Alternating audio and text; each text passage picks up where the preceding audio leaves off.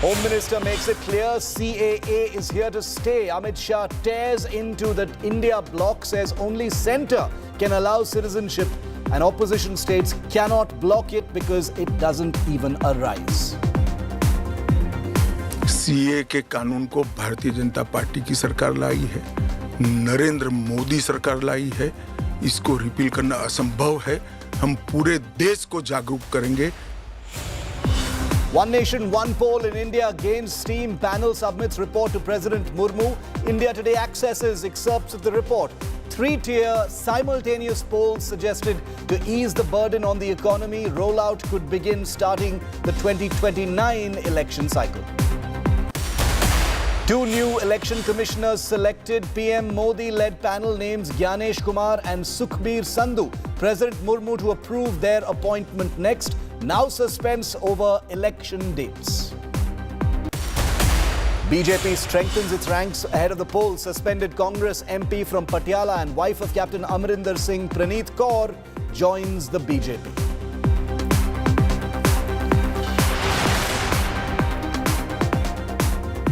If there's one big message that the BJP appears to have sent out with its second list of 72 candidates for the Lok Sabha, it is that if you do not stay in line, then you risk losing your seat for the parliament fight. In this list that came out yesterday evening, a number of what people would describe as motor mouths or rabble-rousers, those who've triggered controversies, have been axed, including Karnataka's Pratap Simha in Mysuru over the parliament breach issue possibly, and Nalin Kumar Katil, previously the state president of the BJP and a long-standing MP from the Dakshin Kannada seat. And a sword hangs over the controversial Anant Kumar Hegde as well. Here's what we think is the BJP's big message.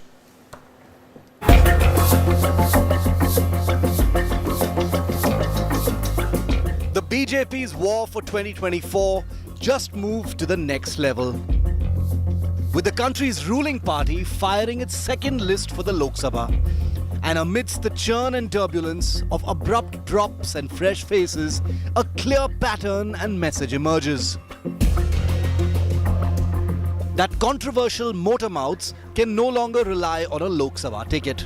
And those who embarrass the party with their public opinions stand to see their careers evaporate.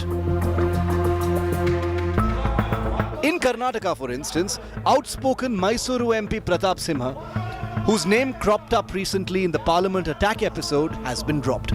Similarly, previous BJP state president, the incendiary Nalin Kumar Katil, sitting MP from Dakshin Kannada for multiple terms, has been given the boot.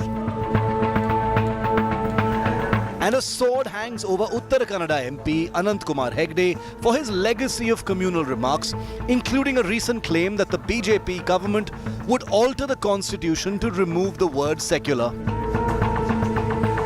Either dropped or on notice, the BJP leadership is sending out a clear message. Stay in line, behave. The party doesn't want needless bombast and controversy. The trend continues from the BJP's first list, when high-profile rabble-rousers like Ramesh Biduri and Parvesh Singh Verma were denied re-election tickets from their seats in Delhi. It may be argued that many motor mouths have still managed to get tickets in the second list, including Tejasvi Surya and Shobha Karanlaje. But that's likely because winnability outweighed any concerns over their public controversies.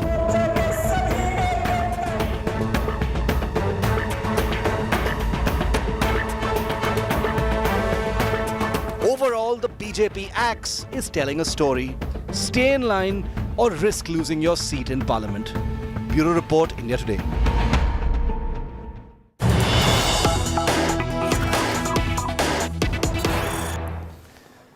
And one of the new faces in the BJP's second list from the high-profile constituency of Dakshin Kannada in coastal Karnataka is Captain Chouta of the BJP. He's a state secretary. He's been a Karyakarta for many years. He's also an ex-army man. So a day after he's been named as the BJP's candidate from the Dakshin Kannada constituency, he joins me live while he's been doing his rounds. Captain Chouta, first of all, big congratulations to you Thank you very much for your time. I know you're busy. Already you've hit the campaign trail. My first question to you, Captain Chouta, is your sentiments as the BJP's new pick for the Dakshin Kannada fight.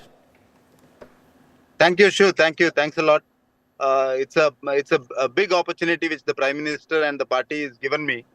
I humbly accept this responsibility, and I'm looking forward to working towards my party and the people of the coastal Karnataka region.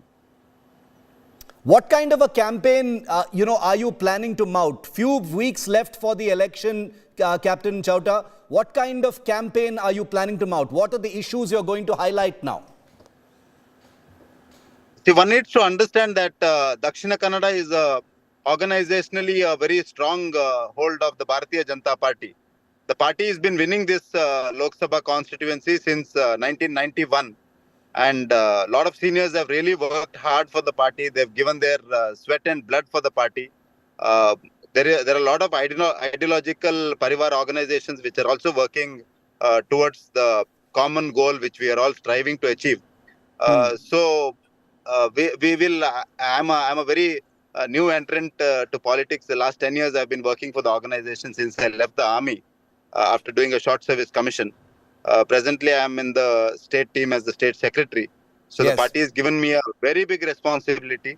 I look forward to my karyakartas, the party seniors, the party leadership, and the party machinery to guide me through this campaign.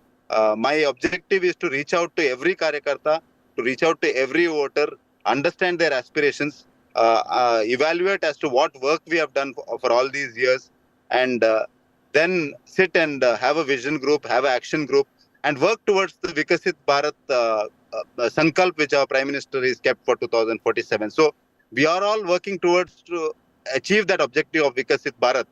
So my objective is to contribute towards the Vikasit Bharat. So Dakshina Kannada, I mean, Shiv, you would be knowing that it is a very prosperous region. It's a culturally very rich region. It's Yes. spiritually oriented people here. Entrepreneurially, they are high potential people. We just have to realize our potential. We just have to contribute towards the economy, the big economy which our Prime Minister is envisaging. The coastal Karnataka, Captain Brijesh, as you rightly said, has been a BJP stronghold for many years. You do have an advantage there. But last year, the BJP suffered a big defeat in the assembly elections, the Vidhan Sabha elections. Do you think that will have some kind of an impact in the Lok Sabha election in Karnataka? Do you see it as a challenge? We don't see it as a challenge in the Lok Sabha elections because the voters have decided to re-elect Prime Minister Narendra Modi as the Prime Minister for the third time.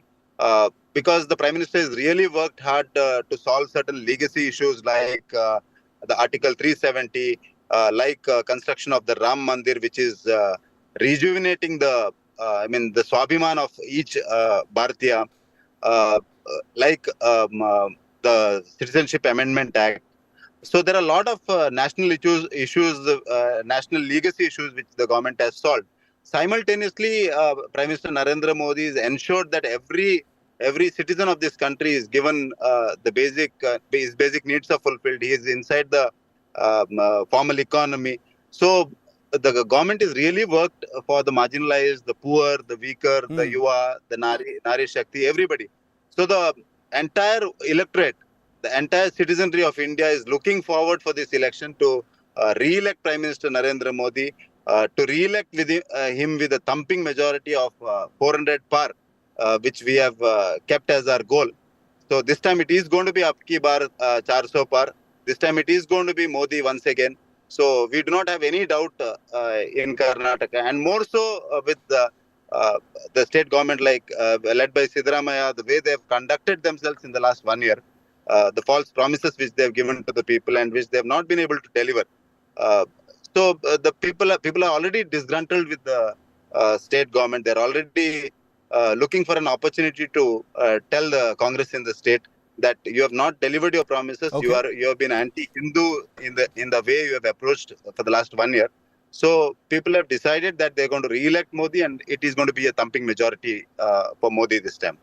Captain, you've seen battles of a different kind. You're headed into a political battle now, but, as an ex-army man, you've been in the field, you've seen operations. So I want to tell you, I want to ask you, as an ex-army man, what kind of ethic and mindset do you bring to the table? Because you're a different kind of soldier now.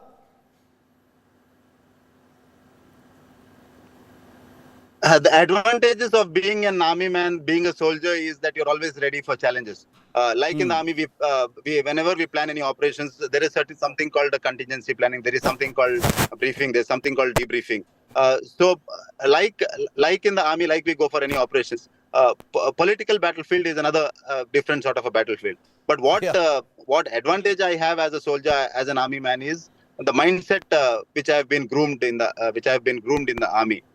That soldier mindset helps me constantly keep striving towards the objective. Constantly keeps helping me in facing whatever challenges I have, and more so, being in the army helps you be a team man. So I would like to take all my karyakartas along, be part of the team, and achieve this objective of winning this prestigious Dakshina Kannada Lok Sabha constituency once again for the BJP. Captain Brajesh, a lot of media spotlight is also justifiably being put on how the BJP has chosen many new faces. Many sitting MPs have been dropped, new faces have been brought. You're one of the new faces. How within the BJP, how does that feel? Is it all comfortable? Are there some frictions within the BJP when someone is dropped and someone new is, brought, someone like you? How is it within the BJP? Not really. Our party, this is not a very new phenomenon to our party. Our party naturally looks for a change. Our party naturally gives opportunities for common ordinary workers. Our party naturally gives opportunities to people from different spheres of life. So BJP is a party with a difference, unlike a party like Congress, which will give only to diners, only to people who have big money, only to big businessmen. But BJP is a party of Bharat. BJP is a party of Bharat which will accommodate all sections of the society. So naturally there are changes. Naturally newer people are given opportunity. Naturally younger generation is given opportunity. So within the BJP we are used to this sort of system. So there's nothing new in the BJP. We are all looking forward to re-elect Prime Minister Modi, to re-elect him with a thumping majority. Prime Minister Modi, last couple of questions, Captain Brajesh. Prime Minister Modi is about to make his 5th visit to the South, in 2024 alone. So obviously his big focus on the South has become a big talking point ahead of this election. Karnataka has been that one place where the BJP has been able to have a political footprint in the South. But everywhere else, the BJP, is either very, very small or practically non-existent. How do you see the big campaign for the South? Like I said earlier, there is a huge acceptance among the electorate for Prime Minister Modi's leadership. And more so in the state like Karnataka. More so in a state like Karnataka, where we have won 25 plus 1 last time, which is almost like a 90%, more than 90% strike rate. So people in Karnataka have always liked BJP, and once after Modi's leadership, it is only increased. So we are again looking forward. Our objective is to achieve 28 out of 28. So which we are very sure that with Prime Minister Modi's leadership and our karyakartas on ground, and our leadership in the state, we will be able to achieve that target. Final question, Captain Brajesh, as we let you go, is that there is also a perception that whether it is Karnataka, whether it is Delhi, whether it is other places, the BJP has sent out a message also that, those MPs who have created controversies or got into controversies in public, they have lost their chance for a re-election. Is that true? Is that a pattern that the BJP has thought of in a concerted way, including in your seat? These are things which the senior leadership takes a call. But we on the ground, we are only working towards achieving our objective of re-electing Prime Minister Modi. And the mood on the ground is very euphoric. The mood on the ground in every constituency in Karnataka is people are waiting for the election date to just come out and vote in large numbers for the BJP. Okay. Captain Brajesh, I see you've already hit the campaign trail. You're wasting no time at all. Only a few weeks left for the election. But like a true soldier, you're already out in the field now, reaching out to your voters. Wish you the very best. May the best man win. We will also be there, of course, at India Today to cover the election. Look forward to seeing you on the campaign trail. Captain Brajesh Chouta, the BJP's new candidate from the Dakshin Kannada seat. Thank you. Thank you, Captain. Thank you. Thank you. Thanks a lot, Shiv.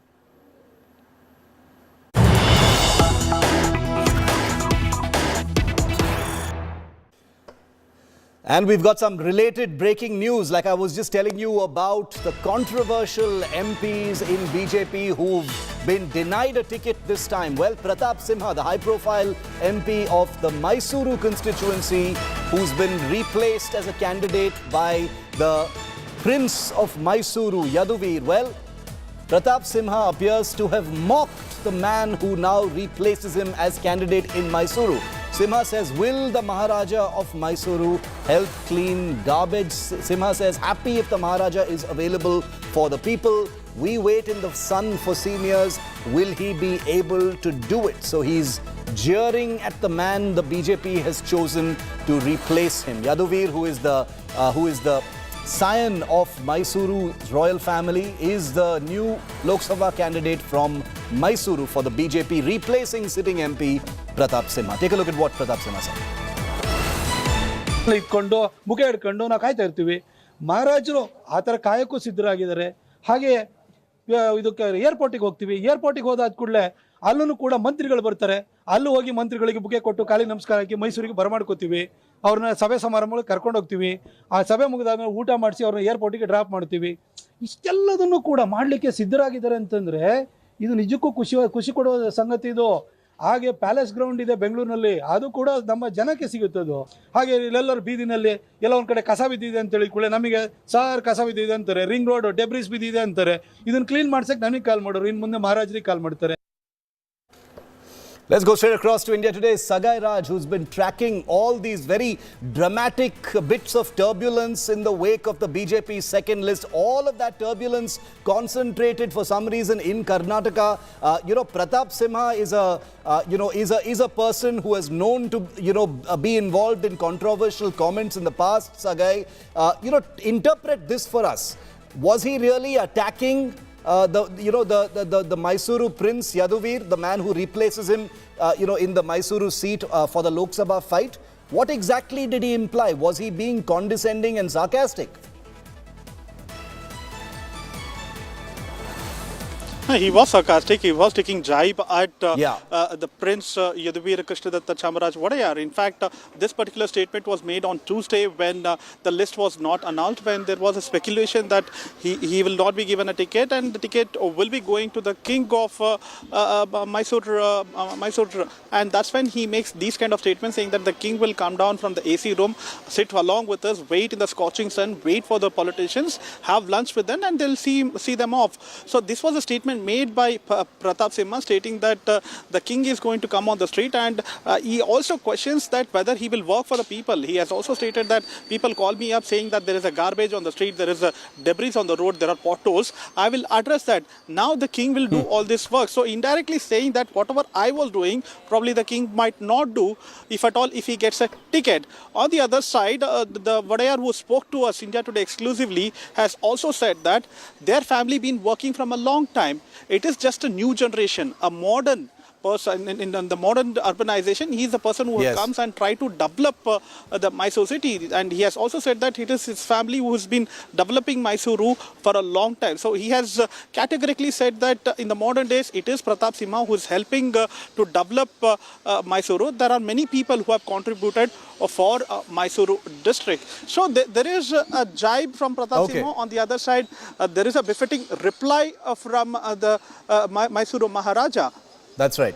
Very interesting. Very uncharacteristic for these little backlashes from those who've been denied tickets. Usually, whatever the sentiments, the personal sentiments of MPs who've been denied tickets for the 2024 election, usually the BJP puts up a very disciplined face. But there are at least 3 examples within Karnataka of some kind of temper tantrums, in public, and one of them is Pratap Simha. Stay with me, Sagai, because the fallout is not limited to Pratap Simha in Mysuru. While many motor-mouth netas, as it were, have been dropped from the list, as we showed you in our first report on 5 Live, former BJP state president and the sitting MP from Dakshin Kannada, Nalin Kumar Katil, has also been dropped. In fact, Captain Chouta, who we just had live on the show, is the man who's been chosen to replace him for the Lok Sabha fight. He's been given the boot among many.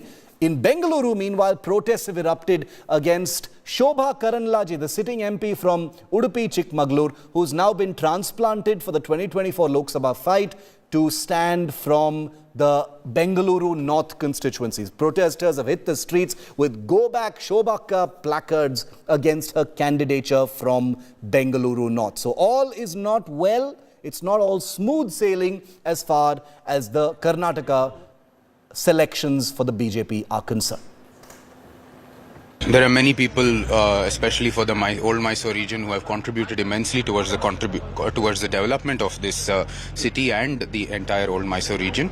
Mr. Pratap Simha is certainly one of them in modern times. We will honor his contribution and take forward all development works. Have you spoken to him, sir? I have. He has assured me of all his support, and he has always been a good friend, and we hope that he will continue to do the good work he is doing. Definitely has sent a very good message, not only in Old Mysore region, but also across Karnataka. It has strengthened Bharatiya Janata Party in the Old Mysore region. And definitely his presence in Bharatiya Janata Party, he will not only win with a record margin in Mysore and Markeri Lok Sabha constituency, but also our aim is to expand our base in Old Mysore region. Simply because our aim is to ensure the BJP should come back with absolute majority. दक्षिण भारत में Bharatiya Janata party के लिए कर्नाटक बहुत बड़ा गढ़ है. So we have to retain this dominancy. BJP has to come back with absolute majority in Karnataka. Definitely, Vadiyarji joining Bharatiya Janata Party will strengthen BJP in this regard. Well, dissent in Karnataka BJP after the party's second Lok Sabha list doesn't appear to be confined to just 3 or 4 examples that we've taken. Take a look at this, for instance. Senior BJP leader Ishwarappa's son has been denied a Lok Sabha ticket, this time by the BJP. And Ishwarappa has squarely blamed former Chief Minister B.S. Yediyurappa for this denial, for his son Kantesh being denied the BJP ticket from Haveri. Remember, the Haveri ticket has been given to former Chief Minister Basavaraj Bommai. Well, a very disgruntled Ishwarappa, who's a bit of a motor mouth by himself, says few things in the past could have hurt Yediyurappa, resulting in his son Kantesh not getting a ticket. All of this dirty linen being washed in public, unusual, but not very unusual for the Karnataka BJP. Ishwarappa, who's a former minister as well, is contemplating fielding his son Kantesh now as an independent candidate for the upcoming Lok Sabha election, since he's been denied a ticket from Haveri by the BJP, and there's no prospect of him getting a ticket anywhere else. ಆತ್ಮೀಯ ಸ್ನೇಹಿತರು ಒಂದೇ ತಟ್ಟೆಯಲ್ಲಿ ಊಟ ಮಾಡ್ತಿದ್ದವರು ನಾವು ಅವರ ಕೆಲವು ದೋಷಗಳನ್ನು ನೇರವಾಗಿ ಅವರಿಗೆ ನಾನು ಹೇಳಿದೆ. ಇಂತಿಂಥ ತಪ್ಪುಗಳು ನೀವು ಮಾಡ್ತಾ ಇದ್ದೀರಿ, ಇದು ಒಳ್ಳೇದಲ್ಲ, ನಮ್ಗೆ ಇನ್ನೊಬ್ಬ ಯಡಿಯೂರಪ್ಪ ಸಿಗೋದಿಲ್ಲ ಅಂತಂಥ ಸಂದರ್ಭದಲ್ಲಿ ಅವರು 3-4 ಸಾರಿ ನಾನು ಹೇಳಿದಂಥ ಸಂದರ್ಭದಲ್ಲಿ, ಯಾಕಂದರೆ ಯಡಿಯೂರಪ್ಪನವ್ರ ಬಗ್ಗೆ ಆಪಾದನೆ ಬಂದಿದ್ದು ನಮಗೆ ಸಮಾಧಾನ ಆಗ್ತಿರ್ಲಿಲ್ಲ, ನಮಗೆ ನೋವಾಗುತ್ತೆ. ಕೊನೆ ಅವ್ರು ಹೇಳಿದ್ರು ನಾನು ವೈಯಕ್ತಿಕ ವಿಚಾರಗಳಪ್ಪ, ಇದ್ರ ಬಗ್ಗೆ ನೀವು ತಲೆ ಹಾಕ್ಬಾರ್ದು. ಅಲ್ಲಿಂದ ನಾನು ಸರ್ಕೊಂಡೆ. ನಂಬರ್ 1. ನಂಬರ್ 2, ಅವ್ರು KJPಗಳು ಯಾವುದೇ ಕಾರಣಕ್ಕೂ KJPಗೆ ಹೋಗಲಿಲ್ಲ. ಈ ಥರದ ಅನೇಕ ಅಂಶಗಳು ಇರ್ಬೋದು, ನನ್ನ ಮಾತು ಕೇಳ್ತಾ ಇಲ್ಲಲ್ಲ. ನಾನು ಈ ಪಕ್ಷ ಕೊಟ್ಟಂಥ ಸಂಸ್ಕಾರದಿಂದ ಈ ಸಂಘಟನೆಗೆ ನಿಷ್ಠೆಯಾಗಿ ಬಂದೇನ, ಯಾವುದೇ ವ್ಯಕ್ತಿ ಪರವಾಗಿ ನಾನು ಹೋಗಲಿಲ್ಲ. ಅದು ಅವ್ರ ಬೇಸರ ಆಗಿರ್ಬೋದು. So K.S. Ishwarappa has lashed out at Yediyurappaji, stating that injustice has been served to him and his son, and he's also contemplating going independent in this poll. I have spoken to him yesterday also, I am sure that he's a very senior man who has built this party. His contribution also there. And probably in a bit of anger and situation, he might have said this. Ultimately, the party high command will talk to him and prevail upon him. And ultimately, I am confident that he will work for the party. It's quite common. We are a national party. There are a lot of expectation and aspiration. Naturally, the competition is more. The expectations are more. But one party high command has decided the candidature. I am confident everybody will fall in line and support our candidates.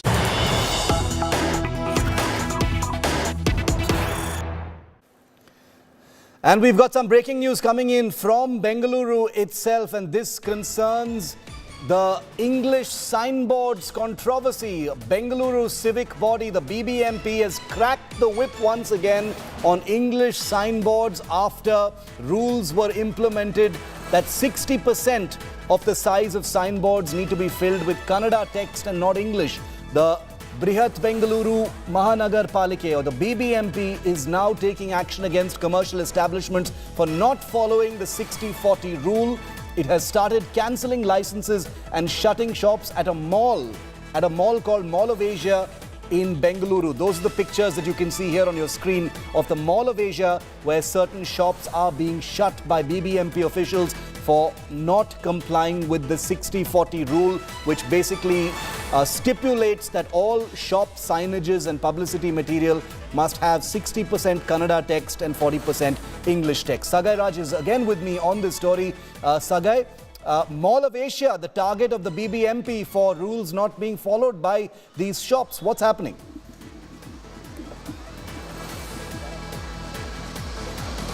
The group of BBMP officials have reached out Mall of Asia, where they have found out that all these commercial establishments are not following the compliances issued by Karnataka government, where the nameplate should be 60% in Kannada and 40% in English. So they reached out and they have also confiscated their licenses, and they have also shut down all those establishments inside the mall. Apart from this, there are also other places where the BBMP officials have reached out. Remember, there was a deadline till 29th of February. It was been extended till yesterday, and even today DK Srikumar, who spoke to media, has categorically mentioned that the government will take action.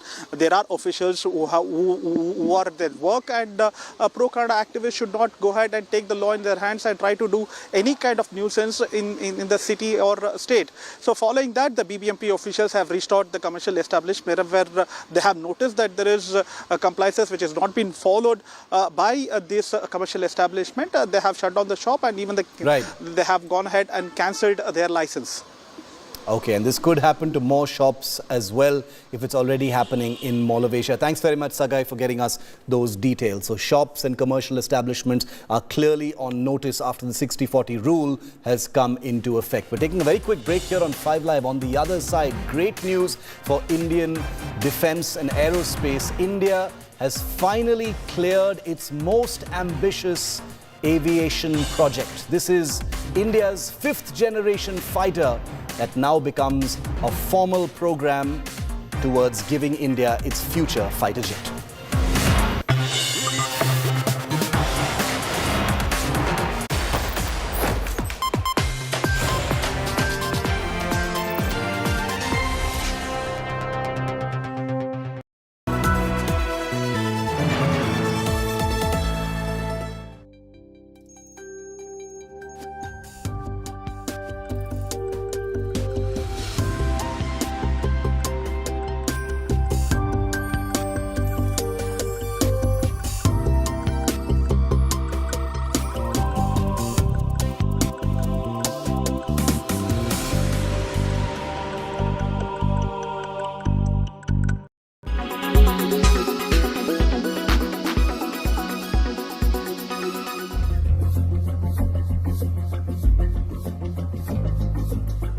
The BJP's war for 2024 just moved to the next level, with the country's ruling party firing its second list for the Lok Sabha. And amidst the churn and turbulence of abrupt drops and fresh faces, a clear pattern and message emerges. That controversial motor mouths can no longer rely on a Lok Sabha ticket. And those who embarrass the party with their public opinions stand to see their careers evaporate.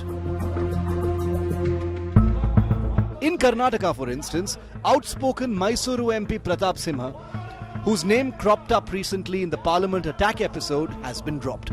Similarly, previous BJP state president, the incendiary Nalin Kumar Katil, sitting MP from Dakshin Kannada for multiple terms, has been given the boot.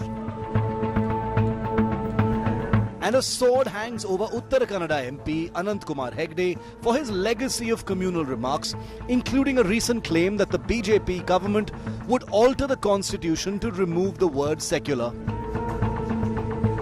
Either dropped or on notice, the BJP leadership is sending out a clear message. Stay in line, behave. The party doesn't want needless bombast and controversy. The trend continues from the BJP's first list, when high-profile rabble-rousers like Ramesh Biduri and Parvesh Singh Verma were denied re-election tickets from their seats in Delhi. It may be argued that many motormouths have still managed to get tickets in the second list, including Tejasvi Surya and Shobha Karanlaje. But that's likely because winnability outweighed any concerns over their public controversies.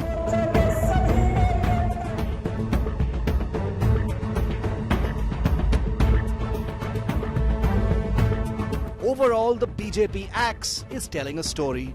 Stay in line or risk losing your seat in Parliament. Bureau Report, India Today.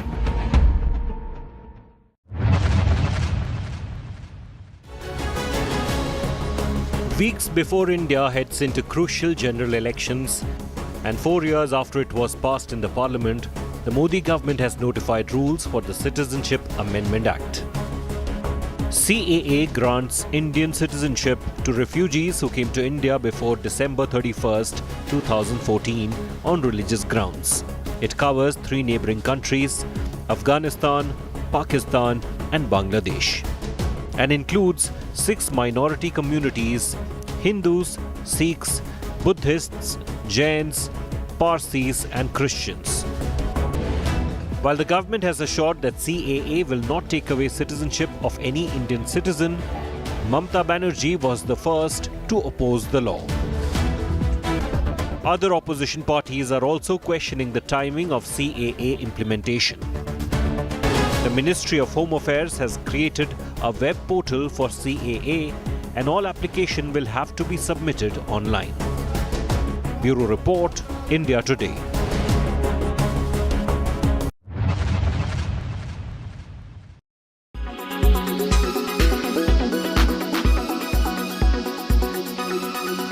Make your media plan smarter with India Today Live TV on your connected devices. Amplify your brand with 100 million smart internet viewers. To advertise, mail us at sales@aajtak.com.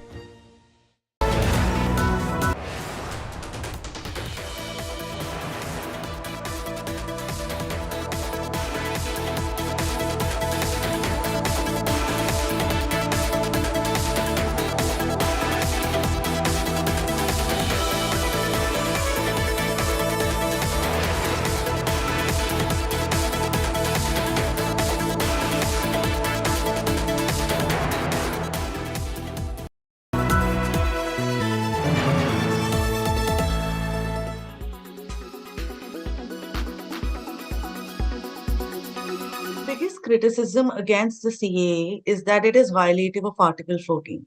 And Article 14 grants every person, not just every citizen, but every person, equal protection under the law. So when you discriminate on the basis, right, in India. I have an equal right to contest for American elections. I'd love to try and fight against Trump. The American Constitution also guarantees equal protection of all. Equal protection to all Americans. Not necessarily American citizens, but to all Americans. Our Constitution guarantees equal protection of Indian laws to all Indians. Can an English person come and say, why are you giving visas to the French? Why not to me? How am I different? Can the Chinese today complain saying it's not fair? People from Thailand are given visas. People from other Asian countries are given visas. Why not us? But surely, And this argument. no, but surely the answer can't be as simple as that, because since the time. It is as simple as that. It is quite as simple as that. You want to go and say India should, as a policy, open its doors to people who are victimized outside India. That's a policy choice. Right. In the country in which I live now, United Kingdom, they opened their doors and now they have a problem with asylum seekers. And the immigration system is about to collapse. If it is, some people say it's already collapsed. So those are policy choices. Those are not constitutional arguments. Let's be very clear. Right. But when your country as a basic, it's part of the basic structure that the country is secular. So when in a secular country, you're discriminating against somebody solely on the basis of what religion they come from. No, you're not. Tell me which Indian is affected by this. I'm not talking of Indian citizen. Can you say there is a discrimination against Chinese solely on basis of their ethnicity or their place? There's equal bar. We are talking constitutional law. Correct. And it might not. We are not talking policy. Yes, you want to be a liberal heart, go right ahead. If the country has the resources, get all the troubled people of the world and house them in India. We don't have enough problems of our own, right? We're a very rich country with everybody living way above the affluence line. Get everybody in. But I don't understand this constitutional argument. देखिए सीधी सी बात है, कानून CA का जो कानून आया है उसमें ये लिखा है कि पाकिस्तान, अफगानिस्तान और बांग्लादेश में रहने वाले अल्पसंख्यक, वहाँ जो माइनॉरिटीज़ हैं, वो माइनॉरिटीज़ को हमारे देश के अंदर नागरिकता दी जाएगी। वहाँ पे लगभग 2.5 से 3 करोड़ माइनॉरिटीज़ हैं, तीनों देशों के मिला के। अगर उनमें, वो बहुत गरीब देश हैं, अगर ऐसे हमने अपने दरवाजे खोल दिए उनके लिए, देश के दरवाजे खोल दिए उनके लिए, अगर उन 2.5-3 करोड़ लोगों में 1-1.5 करोड़ लोग भी हमारे देश में आ गए, उनको कहाँ बसाएंगे? उनको कहाँ रहने की जगह देंगे? अगर आपके घर के पास पाकिस्तानी आके झुग्गी लगा के बैठ गए, आप पसंद करोगे? कितने लोग पसंद करेंगे? बांग्लादेश से, पाकिस्तान से अगर झुग्गी लगा के आपके, पता नहीं वो कौन लोग हैं, क्या हैं, सारी कानून व्यवस्था चरमरा जाएगी, चोरियां, डकैतियां, बलात्कार बढ़ेंगे हमारे देश के अंदर, पूरी कानून व्यवस्था, और पता नहीं कैसे कैसे लोग आएंगे वहां पे, सुरक्षा व्यवस्था, हमारे देश की सुरक्षा व्यवस्था का क्या होगा? चारों तरफ दंगे फैल जाएंगे। ये क्यों लाए हैं कानून? बता रहे हैं बीजेपी केवल अपना वोट बैंक बनाना चाहती है, 1-1.5 करोड़ लोगों को लाके, और अपना बीजेपी अपना वोट बैंक बनाना चाहती है।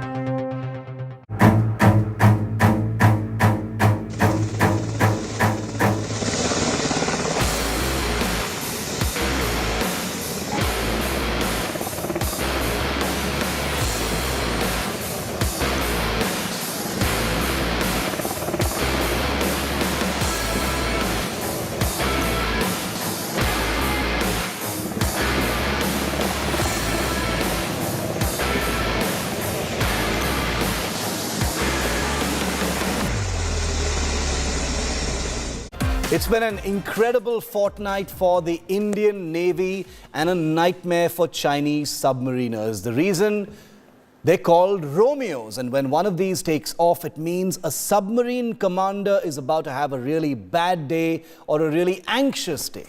We're talking about helicopters here, 6 MH-60 Romeo helicopters that have just been commissioned into the Indian Navy and are already out there over the Indian Ocean doing their job and giving Chinese submarine commanders sleepless nights. Take a look.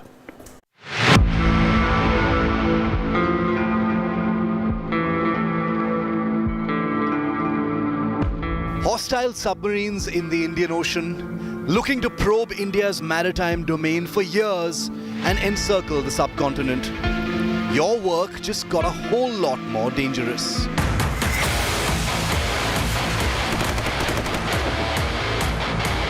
Say hello to the Indian Navy's newest submarine hunters. the American-built MH-60R Seahawk helicopters that go by the moniker Romeo.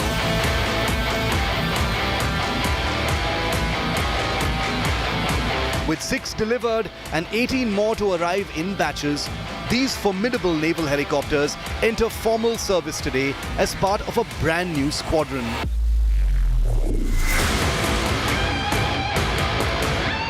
The INAS 334, the new home to the Indian Navy's newest teeth against the quietest, most insidious threat in the Indian Ocean. The commissioning of the advanced MH-60 Romeo helicopters by the Indian Navy marks the beginning of a new era of collaboration and partnership between the United States Navy, the Indian Navy, and Lockheed Martin. We congratulate the Indian Navy on the historic milestone, as well as the exemplary courage that they have shown in safeguarding the Indian seas. The helicopters, which began deliveries in July 2022, have already begun operations from their new home base in Kochi, Kerala. Deployed on Indian Navy ships and aircraft carriers for missions they've been designed for, as a harmful deterrent to misadventures in the Indian Navy's area of responsibility, the entire Indian Ocean. As far as Bharatiya Nausena is concerned, we have an unequivocal commitment to Bharat, that is of protecting, preserving, promoting and pursuing our national interests in the maritime domain. So with their cutting-edge sensors and multi-mission capabilities, the MH-60Rs will augment our maritime surveillance and anti-submarine warfare capabilities. In addition to flying a multitude of naval operations, these Seahawks can also undertake humanitarian missions such as search and rescue and disaster relief. The Indian Navy's version of the MH-60 Romeo comes formidably armed for all manner of targets. For submarine targets, the Indian Romeos carry Mark 54 torpedoes. For ship targets, the helicopters will soon be fitted with Kongsberg naval strike missiles and then possibly an Indian anti-ship missile. The helicopters also carry a load of AGM-114 Hellfire precision strike missiles for a variety of surface targets. And finally, the APKWS laser-guided rocket system capable of pulverizing surface targets. The new helicopters fill an expanding gap in capability. The Indian Navy has not only been pressured by low submarine numbers, its anti-submarine warfare-seeking helicopters have hit the end of their life and have been badly in need of replacing. With 6 now and a final fleet of 24 Romeos over the next few years, the Indian Navy finally has a no-nonsense arsenal capable of giving Chinese submarines and other threats serious second thoughts. Bureau Report, India Today. It's the big bang news of the month from India's aerospace sector. India has just been cleared by the government to develop, design and prototype its own ambitious 5th generation fighter project. Granted, India has been late to the table with several countries either flying or developing and designing such fighters, but the AMCA, as India calls it, is now an official project and now speeding towards flight test. Take a look.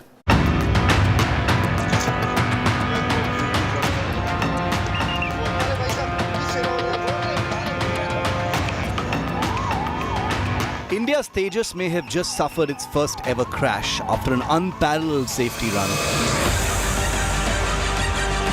But that doesn't dampen India's air power plans one bit.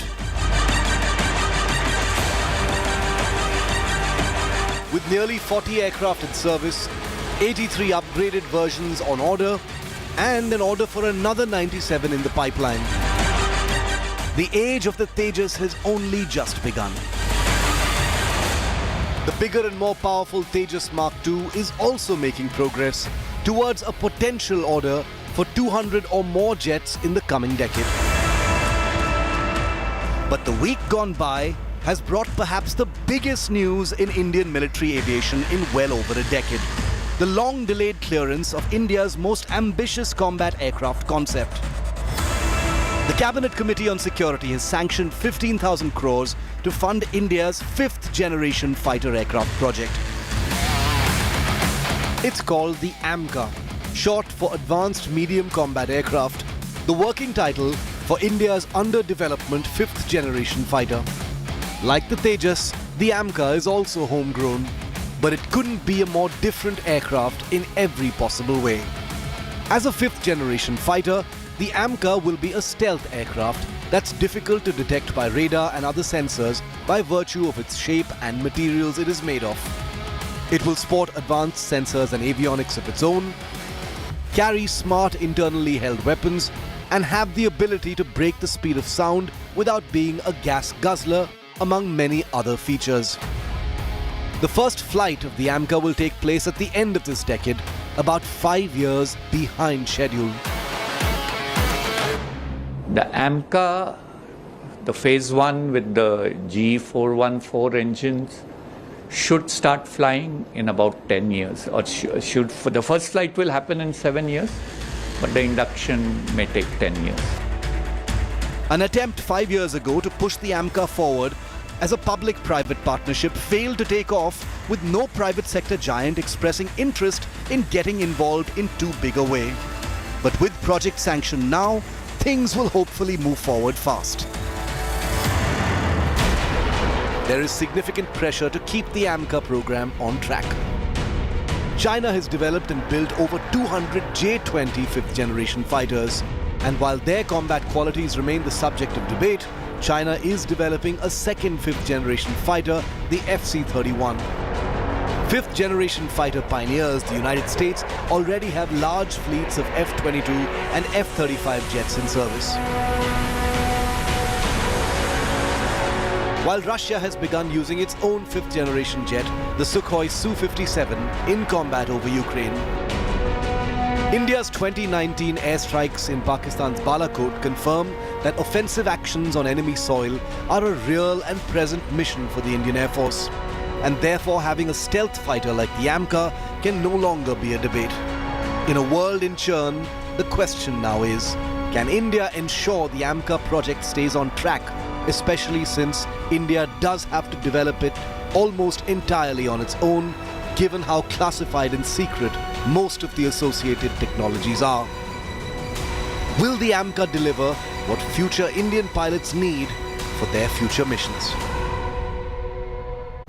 6 p.m. Prime with Akshata comes up next. Prime Minister Modi is all set to go on a big campaign blitz in the southern states. It's his 5th trip to the south so far this year, beginning March the 15th. We'll tell you all about it, the implications, who he's going to meet, what he's going to do. All of that with Akshata next.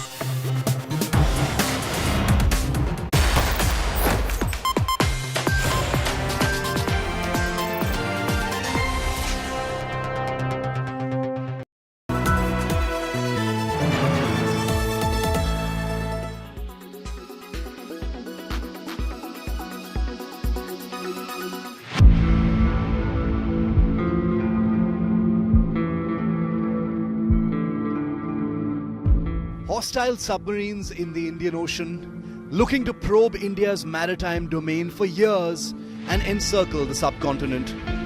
Your work just got a whole lot more dangerous.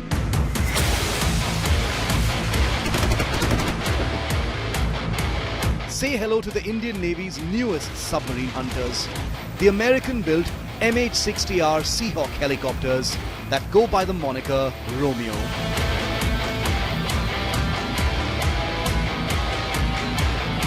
With 6 delivered and 18 more to arrive in batches, these formidable naval helicopters enter formal service today as part of a brand new squadron.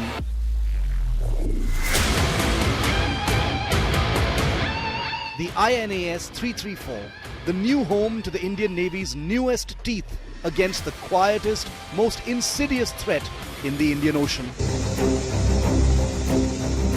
The helicopters, which began deliveries in July 2022, have already begun operations from their new home base in Kochi, Kerala, deployed on Indian Navy ships and aircraft carriers for missions they've been designed for, as a harmful deterrent to misadventures in the Indian Navy's area of responsibility, the entire Indian Ocean. The Indian Navy's version of the MH-60 Romeo comes formidably armed for all manner of targets. For submarine targets, the Indian Romeos carry Mark 54 torpedoes. For ship targets, the helicopters will soon be fitted with Kongsberg naval strike missiles and then possibly an Indian anti-ship missile. The helicopters also carry a load of AGM-114 Hellfire precision strike missiles for a variety of surface targets. And finally, the APKWS laser-guided rocket system capable of pulverizing surface targets.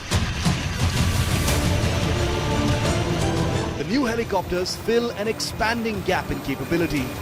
The Indian Navy has not only been pressured by low submarine numbers, its anti-submarine warfare seeking helicopters have hit the end of their life and have been badly in need of replacing.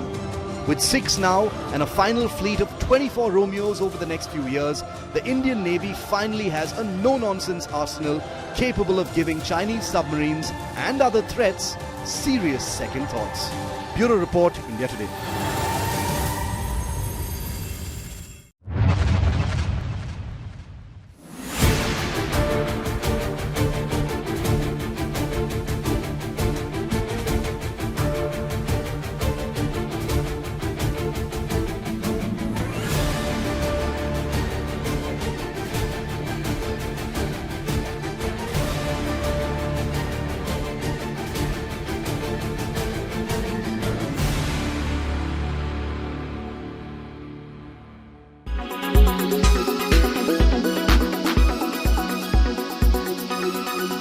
Make your media plan smarter with India Today Live TV on your connected devices. Amplify your brand with 100 million smart internet viewers. To advertise, mail us at sales@aajtak.com.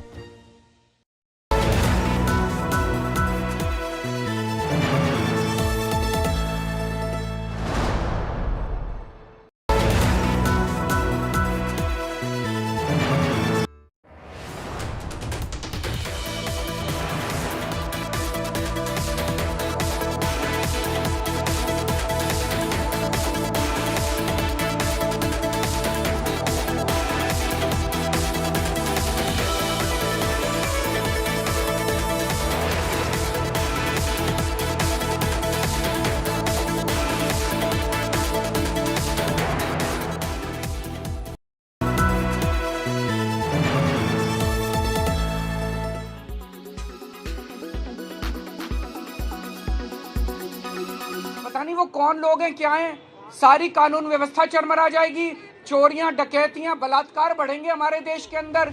Delhi Chief Minister Arvind Kejriwal predicting disruptive fallout of CAA, predicting flood of Pakistanis, rape, riots and dacoity. Bangladesh से, पाकिस्तान से अगर झुग्गी लगा के आपके, पता नहीं वो कौन लोग हैं, क्या हैं, सारी कानून व्यवस्था चरमरा जाएगी, चोरियां, डकैतियां, बलात्कार बढ़ेंगे हमारे देश के अंदर, पूरी कानून व्यवस्था, और पता नहीं कैसे कैसे लोग आएंगे वहां पे. सुरक्षा व्यवस्था, हमारे देश की सुरक्षा व्यवस्था का क्या होगा? चारों तरफ दंगे फैल जाएंगे. ये क्यों लाए हैं कानून? Kejriwal's CAA rape analogy made the BJP see red. It launched a tirade asking Kejriwal to stop painting Hindu and Sikh migrants as criminals. The Sikh migrants who fled Taliban atrocities in Afghanistan and Pakistan were upset too.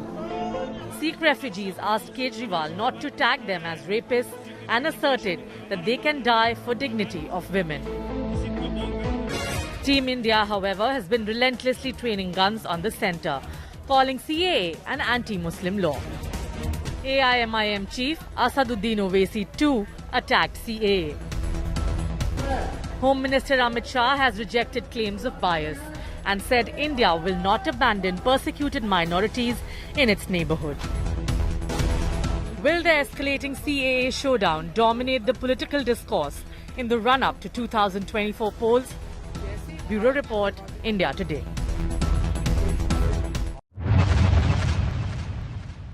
I'm taking the same stand that I took in Parliament, both when they introduced the bill and when the debate on the bill happened in the Lok Sabha. And I can tell you, I consider this morally and constitutionally wrong. This is the first time that into the principle of citizenship, you are finding a law being brought in that actually discriminates by excluding people of one particular faith. देखिए, मुझे लगता है कुछ लोग सोचते हैं कि वो कानून से और भारत के संविधान से ऊपर है। हम लोग संविधान से चलने वाले और संविधान से देश को चलाने वाले लोग हैं। हमारे लिए संविधान सर्वोपरि। पार्लियामेंट ने जिस कानून को पास किया उसको अक्षरशः लागू करना, इन लेटर एंड स्पिरिट लागू करना, वो हमने संकल्प लिया था, करके दिखाया है। और ये 70 साल तक को नहीं कर पाया। नेहरू जी के दिए हुए जख्म, जिसके कारण 45,000 लोगों की हत्याएं हुई जम्मू कश्मीर में, कांग्रेस दोषी है उसके लिए, नेहरू जी दोषी। उसको सुधारने का काम नरेंद्र मोदी जी की सरकार ने किया। आज कश्मीर में देखिए जी, क्या जागरूकता लोगों में आई है, क्या समृद्धि संपन्नता आई, खुशहाली आ रही है। सीएए के आने से उन लोगों के जीवन में बदलाव आएगा जिनको नागरिकता लेने के लिए 70 साल इंतजार करना पड़ा।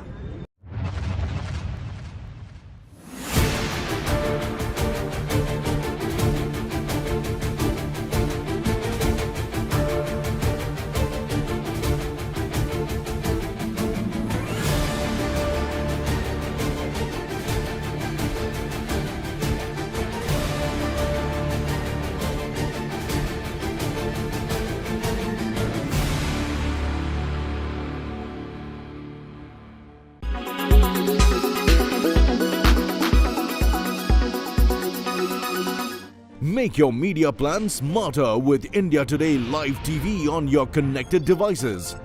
Amplify your brand with 100 million smart internet viewers. To advertise, mail us at sales@aajtak.com.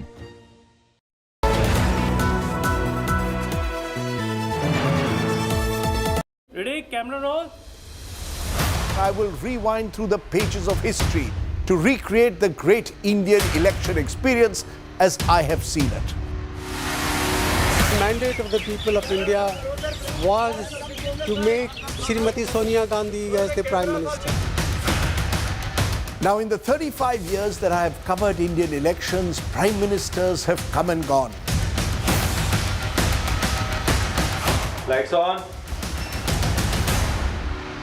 Shri Narendra Modi को प्राइम मिनिस्ट्रियल कैंडिडेट के रूप में प्रोजेक्ट किया जाए।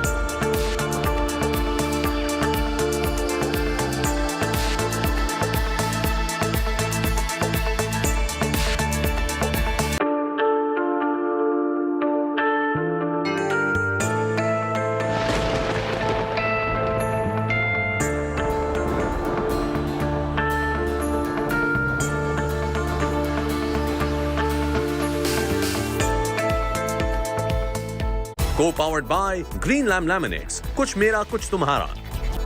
म्यूचुअल फंड्स सही है.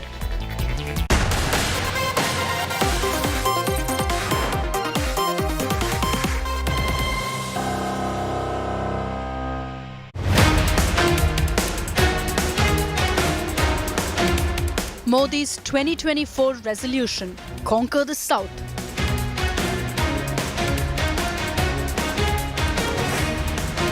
Five days, 5 South states.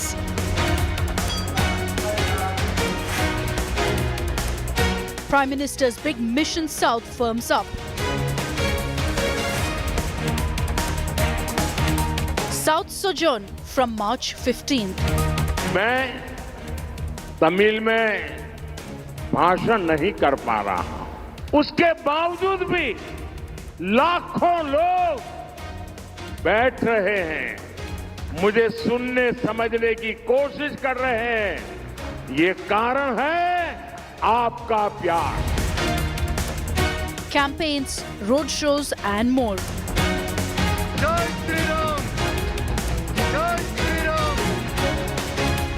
BJP's Mission South is our top focus on 6 p.m. Prime.